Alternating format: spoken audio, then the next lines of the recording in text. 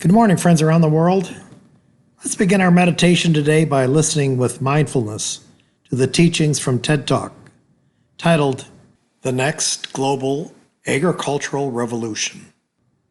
Let's get in our comfortable positions, be aware of all that is around us, remaining in the present moment, and breathe. Now we're ready to listen to today's teaching.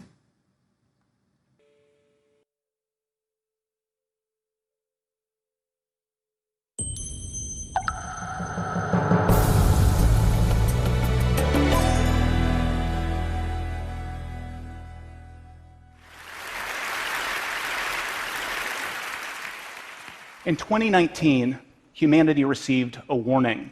30 of the world's leading scientists released the results of a massive 3-year study into global agriculture and declared that meat production is destroying our planet and jeopardizing global health. One of the study's authors explained that humanity now poses a threat to the stability of the planet. This requires nothing less than a new global agricultural revolution. As somebody who spent the last 2 decades advocating a shift away from industrial meat production, I wanted to believe that this clarion call was going to make a difference. The thing is, I've seen this sort of thing again and again and again for decades.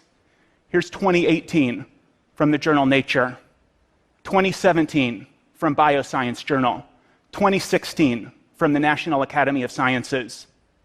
The main point of these studies tends to be climate change, but antibiotic resistance represents just as big of a threat. We are feeding massive doses of antibiotics to farm animals. These antibiotics are then mutating into superbugs that threaten to render antibiotics obsolete within all of our lifetimes. You want a scare? Google the end of working antibiotics. I want to get one thing out of the way. I am not here to tell anybody what to eat. Individual action is great, but antibiotic resistance and climate change, they require more. Besides, convincing the world to eat less meat hasn't worked. For 50 years, environmentalists, global health experts, and animal activists have been begging the public to eat less meat. And yet per capita meat consumption is as high as it's been in recorded history. The average North American last year ate more than 200 pounds of meat, and I didn't eat any. Which means somebody out there ate 400 pounds of meat. On our current trajectory, we're going to need to be producing 70 to 100% more meat by 2050. This requires a global solution. What we need to do is we need to produce the meat that people love, but we need to produce it in a whole new way. I've got a couple of ideas. Idea number 1, let's grow meat from plants. Instead of growing plants, feeding them to animals, and all of that inefficiency, let's grow those plants, let's biomimic meat with them. Let's make plant-based meat. Idea number 2, for actual animal meat, let's grow it directly from cells. Instead of growing live animals, let's grow the cells directly. It takes 6 weeks to grow a chicken to slaughter weight. Grow the cells directly, you can get that same growth in 6 days. This is what that looks like at scale. It's your friendly neighborhood meat brewery. I want to make 2 points about this. The first one is we believe we can do it. In recent years, some companies have been producing meat from plants that consumers cannot distinguish from actual animal meat. And there are now dozens of companies growing actual animal meat directly from cells. This plant-based and cell-based meat gives consumers everything that they love about meat, the taste, the texture, and so on, but with no need for antibiotics and with a fraction of the adverse impact on the climate.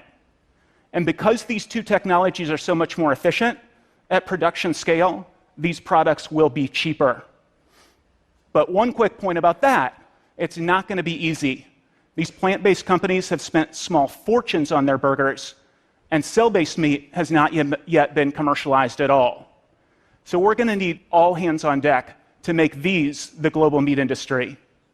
For starters, we need the present meat industry. We don't want to disrupt the meat industry, we want to transform it. We need their economies of scale, their global supply chain, their marketing expertise, and their massive consumer base. We also need governments. Governments spend tens of billions of dollars every single year on research and development focused on global health and the environment. They should be putting some of that money into optimizing and perfecting the production of plant-based and cell-based meat. Look, tens of thousands of people died from antibiotic-resistant superbugs in North America just last year. By 2050, that number is going to be 10 million per year globally. And climate change represents an existential threat to huge portions of our global family, including some of the poorest people on the face of the planet. Climate change, antibiotic resistance, these are global emergencies. Meat production is exacerbating these emergencies on a global scale.